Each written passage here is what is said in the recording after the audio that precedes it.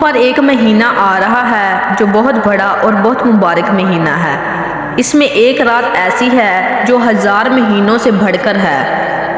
اللہ تعالیٰ نے اس کے روزے کو فرض فرمایا اور اس کی رات کے قیام کو ثواب کی چیز بنایا۔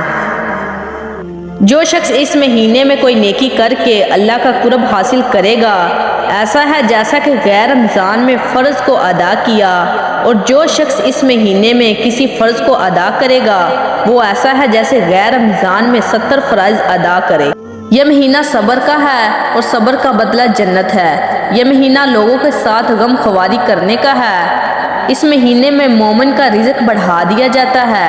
جو شخص کسی روزے دار کا روزہ افطار کرائے اس کے لیے گناہوں کے معاف ہونے اور آگ سے خلاصی کا سبب ہوگا، اور اسے روزے داروں کے ثواب کے برابر ثواب ہوگا، مگر اس روزے دار کے ثواب سے کچھ کم نہیں کیا جائے گا۔ صحابہ کرام رضی اللہ تعالیٰ عنہ نے عرض کیا، یا رسول اللہ صلی اللہ علیہ وآلہ وسلم، ہم میں سے ہر شخص تو اتنی طاقت نہیں رکھتا کہ روزے دار کو روزہ افطار کرائے۔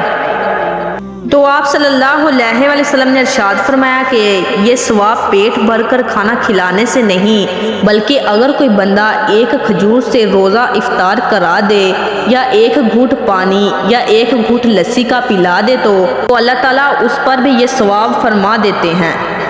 یہ ایسا مہینہ ہے کہ اس کا اول حصہ اللہ کی رحمت ہے، درمیانی حصہ مغفرت ہے اور آخری حصہ جہنم کی آگ سے آزادی کا ہے۔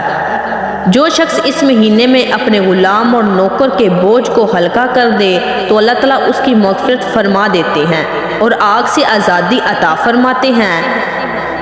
اس مہینے میں 4 چیزوں کی کثرت کیا کرو، جن میں سے 2 چیزیں اللہ کی رضا کے لیے ہیں اور 2 چیزیں ایسی ہیں جن سے تمہیں چارہ کار نہیں۔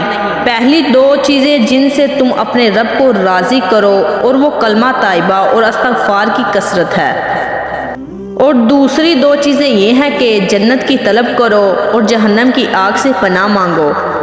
جو شخص کسی روزے دار کو پانی پلائے، اللہ رب العزت روزے قیامت میرے حوض سے اس کو ایسا پانی پلائیں گے جس کے بعد جنت میں داخل ہونے تک اسے پیاس نہیں لگے گی۔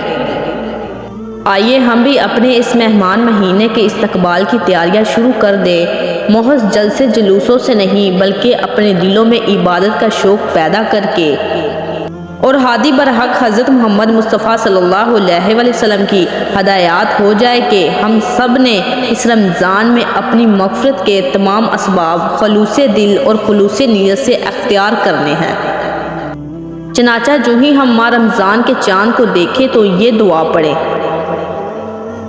اللہم اہلہ علینا بالیمن والایمان والسلامات والاسلام والتوفیق لما تحب وترضى ربی وربک اللہ۔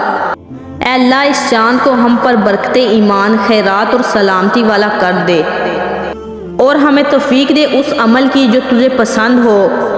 اے چاند میرا اور تیرا رب اللہ ہے۔